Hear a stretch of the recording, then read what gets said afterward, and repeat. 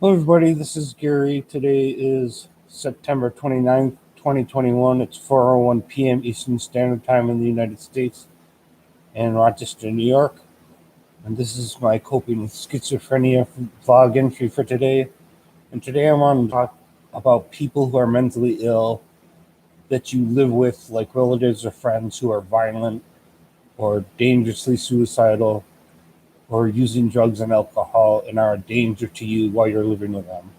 Um, I want to point out that most mentally ill people are not violent, whether they're schizophrenic, schizoaffective, personality disorder, depression, anxiety, and I recognize that fact up front. But there are still people who are mentally ill who are violent or are abusing drugs like narcotics and painkillers and heroin and cocaine, uh, using alcohol and become violent. Um, as a relative or a friend, husband, wife, mother, daughter, son, father, uncle, whatever. If you're living with somebody who's violent and mentally ill, you are not obligated to take care of them or live with them. That's just ridiculous. There's no excuse for violent behavior. It's like domestic abuse. There's no excuse for it, there's no reason for it, and you're not obligated to put up with it. I have a friend whose son and other sons in the past who have used drugs and they became homeless because of their drug use, usually narcotics like opiate painkillers or heroin or fentanyl and drugs like that. If you're a parent of somebody like that, a brother or sister, husband or wife, you're not obligated to put up with violence. It doesn't matter if they're mentally ill or not. If somebody's violent towards you, you call the police and have them arrested. Um, I'm not real happy about the fact that mentally ill people end up in jails or prisons or on the streets. I think they would be better off in mental hospitals for years on end if necessary against their will. But right now, that's not the way our system's set up. There's not that many hospital beds for people who are mentally ill. Certainly not where I live. I know that Rochester has plenty of homeless mentally ill people, some of whom were violent. Um, if somebody is being violent towards you or abusing drugs while you're living with them, you're under no obligation to let them stay in your house or your apartment. Um, if they're refusing to get mental health help or they're abusing drugs, or even if they are getting mental health help and they're still violent towards you or towards others, you're under no obligation at all to live with them. If they become homeless because of their violence, quite frankly, that's on them. I have an apartment. I have the responsibility to my neighbors, to my community, to pay my rent, to pay my bills, meet my responsibilities, and not hurt anyone, and certainly not to hurt myself either. You don't have a right to commit acts of violence towards other people or towards yourself just because you're mentally ill. That's not okay. If a mentally ill relative tries to make you feel guilty that they might be homeless because they abuse drugs or because they're violent, well, then they become homeless. That's all there is to it. You kick them out. Um, when I was living with my father up until the age of 18, I wasn't violent towards people during my teen years. I was certainly mentally ill, and I was certainly psychotic and paranoid, but I didn't commit acts of violence. And if I did, my father would have had every right to throw me out of the house if I did. Or my brothers and sisters, if I was violent towards them, my father would have had every right to kick me out of the house. He was raising 10 kids alone after my mother died. He was under no obligation to put up with psychotic violence on my part or anybody else's part. My father didn't even put up with my mother's drinking. They got a divorce because of that. He didn't want to do that. He didn't want to take my mother away from her kids, but she was not well. She was an alcoholic and she had some severe mental health problems. And he wasn't happy when she died from the alcoholism. But he's under no obligation to have us kids be subject to her alcoholism and her mental illness. I have great sympathy for people who are mentally ill. I am mentally ill. I want to protect the rights of the mentally ill.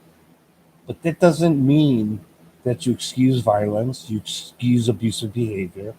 Again, it's like domestic violence. A woman, or in some cases, a man who's the victim of domestic abuse, they have no obligation to put up with that bullshit. If a wife or husband are being abused by their spouse or by their boyfriend or their girlfriend, they have every right to have them arrested and press charges, whether they're mentally ill or not. Nobody has an obligation to live with violent people, or people who are actively suicidal, or constantly cutting themselves and abusing themselves. That's just ridiculous. I mean, if I was violent towards anyone, I would go to jail, and rightfully so. My mental illness notwithstanding, I avoid violent behavior simply by following my treatment plan, seeing my psychiatrist, taking my medication, and any time that I was violent in the past, I ended up homeless. Because no one is under obligation for them to put up with my violence. Whether it's my landlord, whether it's my family, whether it's my friends, whether it's people in the street, nobody has to put up with bullshit. Mental illness is not an excuse for violent or dangerous behavior, especially if you're not following your treatment plan. So if you're a relative, especially a mother or a father, who is living with an adult mentally ill person who's violent, you have every right to kick them out of the house, whether they have a place to go or not. Preferably to get hospitalized when they need to be hospitalized. Preferably they get placed in an institution that can take care of them. But like I said, in most places in the United States, since the 1960s, mental hospitals have closed. Hospitals have eliminated inpatient beds for the mentally ill. The state hospital in Rochester closed in 1998, I believe it was. It held over 1,000 patients. And previously, if you were mentally ill and violent, you would usually end up in that hospital against your will. But that hospital is closed. They replaced it with a much smaller Rochester Psychiatric Center, but it doesn't have anywhere near the capacity in terms of inpatient beds that it used to have. So if a mentally ill person who's violent, like a son or daughter, becomes violent and they don't go to the hospital and they're not admitted into the hospital, you have no obligation to let them stay in your house or your apartment if they're violent. It's just ridiculous. Don't let pity and sympathy drive you to put up with being abused or being harmed in some way from other people who are violent. Domestic violence or any other kind of violence is unacceptable, whether it's caused by mental illness or not. You have no obligation to put up with bullshit. I've used drugs in the past, and sometimes even when I used drugs, I didn't become violent. I kept my drug use to myself. I used to take stimulants that were similar to amphetamines. They were diet pills, prescription diet pills. I didn't take them to lose weight. I took them because they did roughly the same thing that amphetamines and cocaine does. Um, but I didn't become violent when I was using those drugs. I kept it to myself. I used them in my apartment. I was living with nobody else but myself. But if I had become violent or I had tried to harm other people, nobody's obligated to put up with that bullshit. Not my neighbors, not my relatives, not my friends, no one. No one is obligated to put up with violent bullshit. Whether it's my mental illness, whether it's my drug use, or whether it's anything else. If a person can't take care of themselves and they're violent and suicidal and dangerous to themselves or others, you're not obligated, especially as a parent to put up with violent, dangerous behavior. I know you don't want to throw your kids out of the house. I know you don't want them to be homeless. But sometimes that's the only way people learn. If people are mentally ill, they don't have a right to harm other people. And again, I understand that the vast majority of people who are mentally ill are not violent. I'm not saying they are. But there is a subset of people who are mentally ill who become violent, who break the law, who attack other people, including their own parents, their own brothers and sisters, their own relatives, their own friends, their aunts and uncles, their spouses, or in some cases, parents who are mentally ill abuse their children, and that's not acceptable either. People who commit crimes should be arrested and be charged with those crimes. Sometimes getting arrested may be the one thing that spurs people to finally get mental health treatment that they need. I spent one night in jail in my entire life, and believe me, I don't ever want to do that fucking shit again. I got my ass kicked in by two of the Monroe County Sheriff's deputies that run the Monroe County Sheriff's Office in Rochester, New York. I got the living shit kicked out of me when I went to that jail for that one night.